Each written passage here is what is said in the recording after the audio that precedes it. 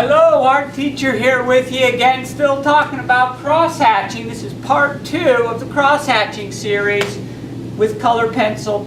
Go back and take a look at part 1 to orient yourself as to what we're doing.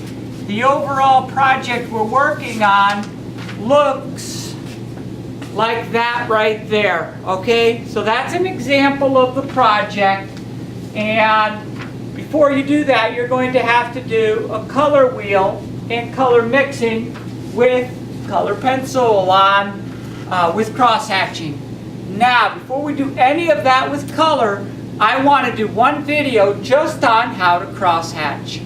I have several things written here about what to avoid and how to do it. So I'm just going to go through these and kind of show you where to go with it. The overall idea, though, is you'll need a paper for today's little mini project and a pencil. Take your paper and fold it down into 4 sections like this. All you need to do for today's project is practice your cross-hatching. It might take a little time, but I would like you to fill 1/4 with good cross-hatching, 1/4 of the page, just like that. And in order to do that, let me talk about how to do good cross-hatching. By cross-hatching, I mean using sets of lines and crossing them. Now these are all parallel lines. I'm using sets of 4 to 10 lines, 4 to 10%.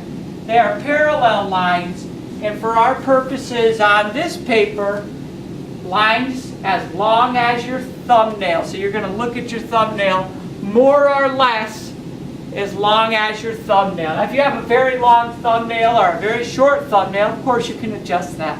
That's an approximate measure. Anyway, let me talk about how to do the cross-hatching.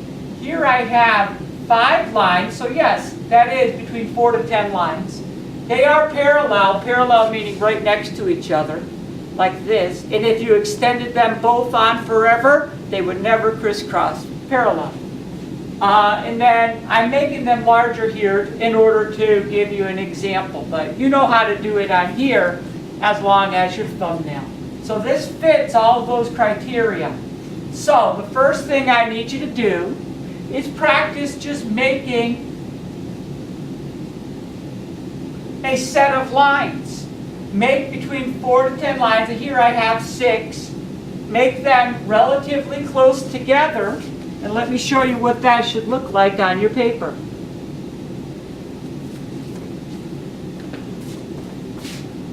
Just close together like that, and they should look just about like that. And here's the example on the board. Then, when you go to make your second set of lines, now catch this, I want you to do what I call cross it on the corner. See? I crossed it there on the corner. So I'm not doing this, I'm doing avoid patterns. Did you see?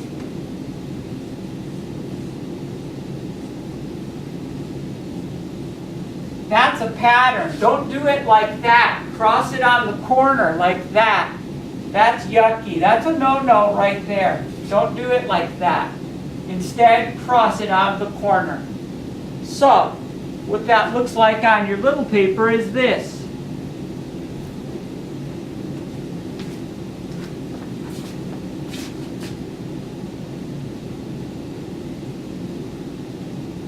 Crossed it on the corner. So it goes off of that set of lines a little in part of it, but part of it overlaps it. It goes right on top. That's the cross part, the cross-hatching, because it's crossing over. Then I'm going to find another corner, and always avoiding patterns. How about right here? And then right here. Then I can find this corner. And just keep building it out like that. And on your small paper, this is what it should start to look like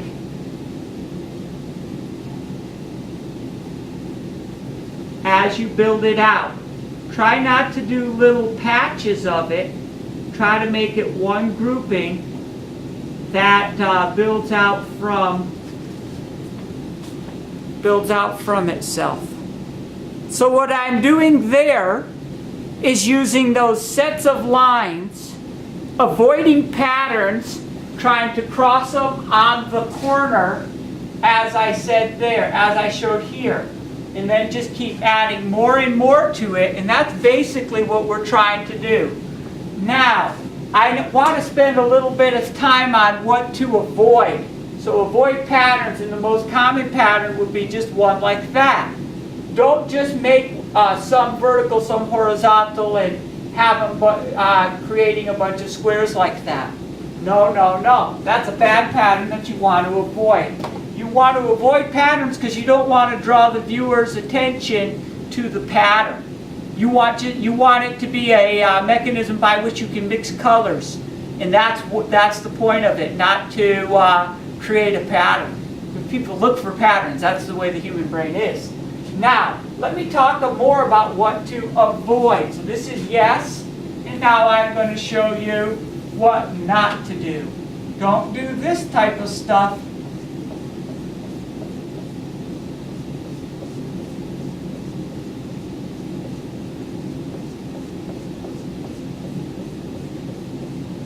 And then just keep making these types of things. Now I see kids do like to do this because, again, we are attracted to patterns. So when I say don't do patterns, it might go a little bit against a natural instinct you have. So avoid that. That's a no-no. Don't do that. That's one that I see kids doing.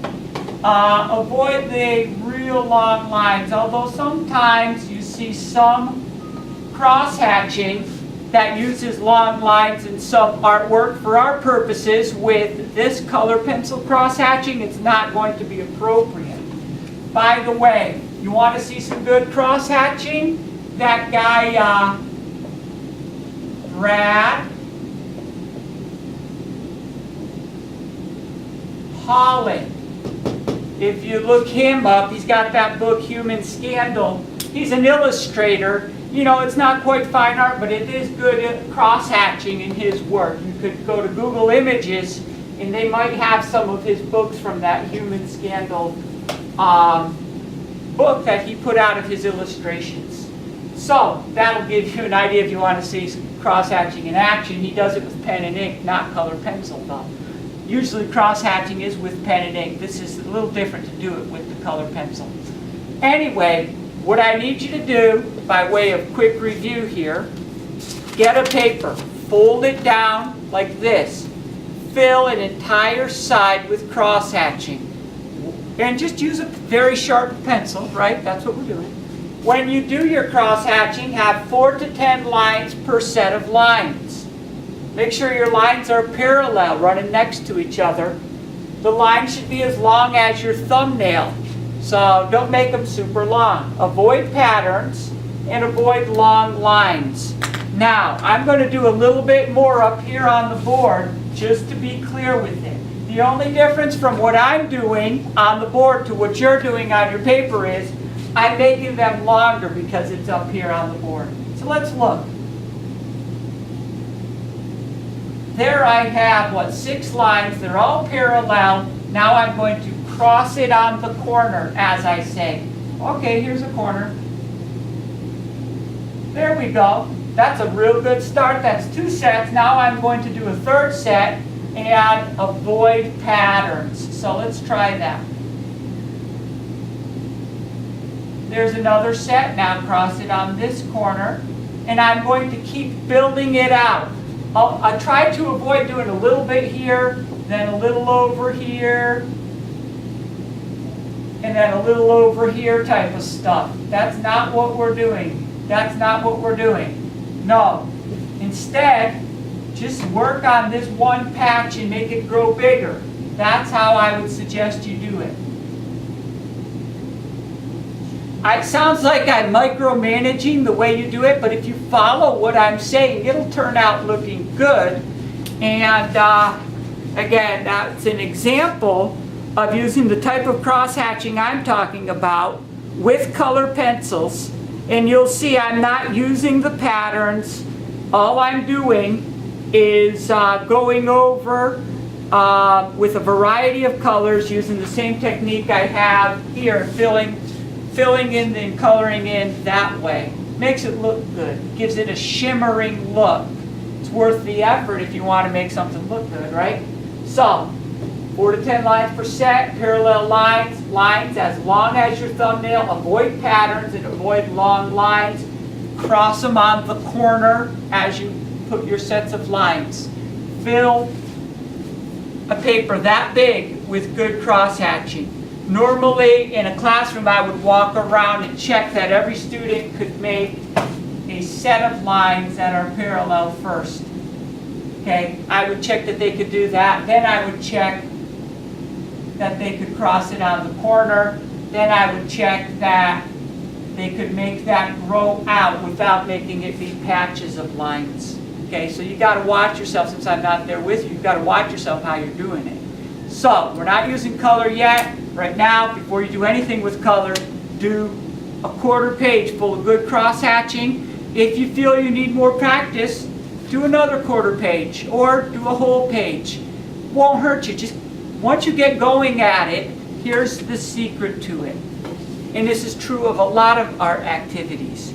Once you develop this basic skill to make the lines next to each other and do it quickly like that, it's going to be less frustrating. At first it's frustrating and you're going very slowly and deliberately. After you do a quarter page of it like that, you should be able to do it quickly and still have it be accurate and look good. That is the development of the skill of cross-hatching. That's how you develop the skill. And you just naturally cross it on the corner. You just naturally avoid patterns and avoid long lines. Because you have the skill. You start just doing it. And sometimes you turn the paper a little as you go in order to cross it on the corner, as I said. Give it a try. Get that done. Then next video I'm going to talk about using that technique you developed to do your color wheel. Okay. Oh, did I mention to do your subscriptions and your likes and all? We'll do all that stuff. And give this a try. You know, that's a skill you'll have for the rest of your life. It's a good one. Anyway, you take care.